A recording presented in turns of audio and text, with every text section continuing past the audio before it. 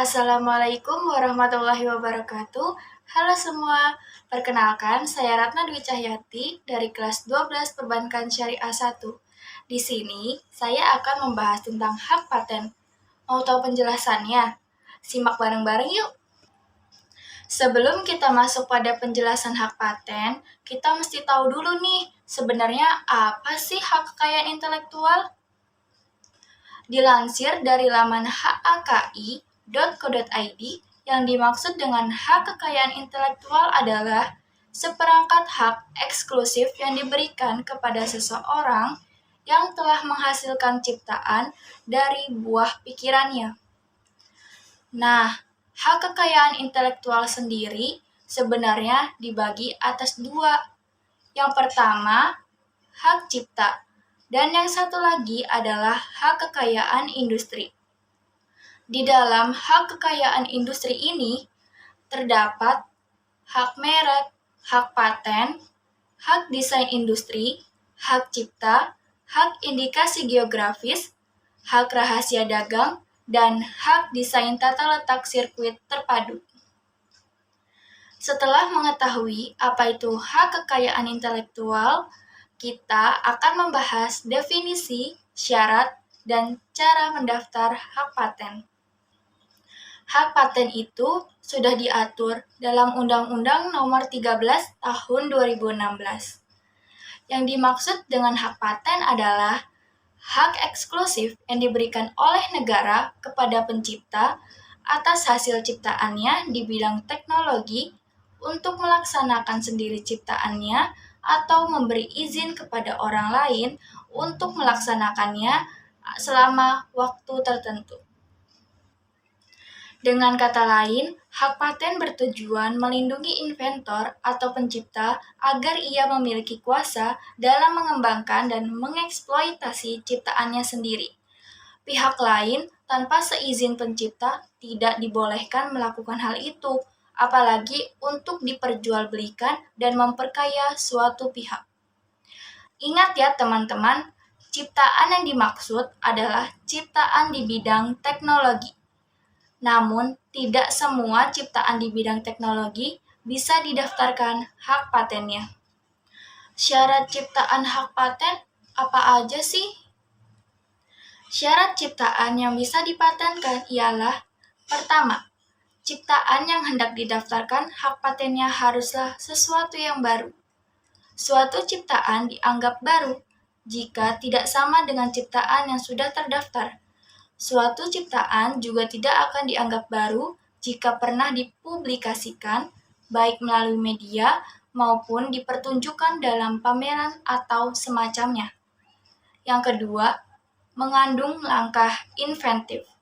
Maksudnya, sebuah ciptaan yang hendak diajukan hak patennya harus merupakan solusi yang kreatif atau kemampuan untuk menciptakan, merancang sesuatu yang sebelumnya belum pernah ada. Yang ketiga, dapat diterapkan secara industri. Jika invensi tersebut dapat diproduksi atau dapat digunakan dalam berbagai jenis industri. Nah, jenis hak paten terbagi atas dua jenis ya teman-teman. Yang pertama paten dan yang kedua paten sederhana. Adapun yang dimaksud dengan paten merupakan penemuan baru dari sesuatu yang belum ada sebelumnya. Sedangkan untuk paten sederhana adalah merupakan pengembangan dari penemuan yang sudah ada. Masa perlindungan paten adalah 20 tahun sejak tanggal penerimaan permohonan paten. Sedangkan paten sederhana memiliki masa perlindungan 10 tahun sejak tanggal penerimaan permohonan paten. Setelah itu bagaimana? Setelah lewat 10 tahun, maka hak kepemilikannya kembali menjadi milik negara. Contoh indikasi hak paten, yaitu dalam kasus B.J. Habibie misalnya, salah satu teorinya bernama teori keretakan atau crack theory, merupakan sebuah teori yang mampu memprediksi adanya keretakan dalam pesawat terbang. Teori ini berhasil meminimalisir tingkat kecelakaan armada pesawat, dan B.J. Habibie sebagai pencipta teori ini mematenkan teorinya agar tidak digunakan sembarangan. Prosedur pendaftaran hak paten. Saat melakukan pendaftaran, terdapat data dukung yang perlu kita unggah, yaitu sebagai berikut. Pertama, deskripsi permohonan paten dalam bahasa Indonesia. Kedua, klaim. Ketiga, abstrak. Keempat, gambar invensi dan gambar untuk publikasi. Kelima, surat pernyataan kepemilikan invensi oleh inventor. Keenam, surat pengalihan hak. Ketujuh, surat kuasa. Kedelapan, surat keterangan UMK. Dan 9, SK akta pendirian. Pendaftaran hak paten bisa dilakukan secara offline ataupun secara online. Alur pendaftaran hak paten secara offline yaitu: pertama, pemohon datang ke kantor wilayah Kementerian Hukum dan HAM dengan membawa dokumen pendaftaran. Kedua, pemohon ke petugas loket untuk menyerahkan berkas pendaftaran.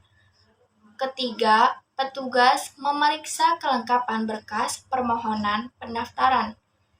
Keempat, petugas memberikan voucher pembayaran PNBP. Yang kelima, petugas menginput permohonan melalui e-filing. Keenam, petugas mencetak bukti tanda terima pendaftaran. Ketujuh, ditindaklanjuti oleh Ditjen KI sampai dengan keluarnya sertifikat. Sedangkan alur pendaftaran hak paten secara online, yang pertama, registrasi akun melalui paten.dgip.go.id.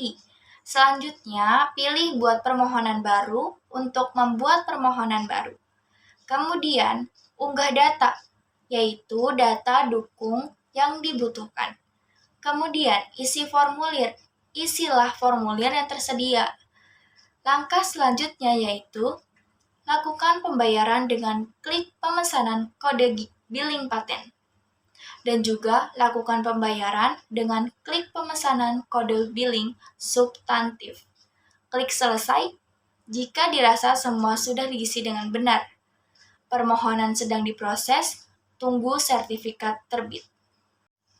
Setelah melakukan pengajuan paten, walaupun sertifikat belum terbit, pemohon dapat memproduksi penemuannya sambil mengumumkan kepada khalayak umum bahwa pemohon sedang dalam proses pendaftaran paten. Jika pengajuan paten Anda diterima, maka akan terbit sertifikat paten sebagai bukti penemuan Anda resmi terdaftar di Dirjen Kekayaan Intelektual dan mendapatkan perlindungan dari negara. Sekian yang dapat saya jelaskan tentang hak paten. Wassalamualaikum warahmatullahi wabarakatuh.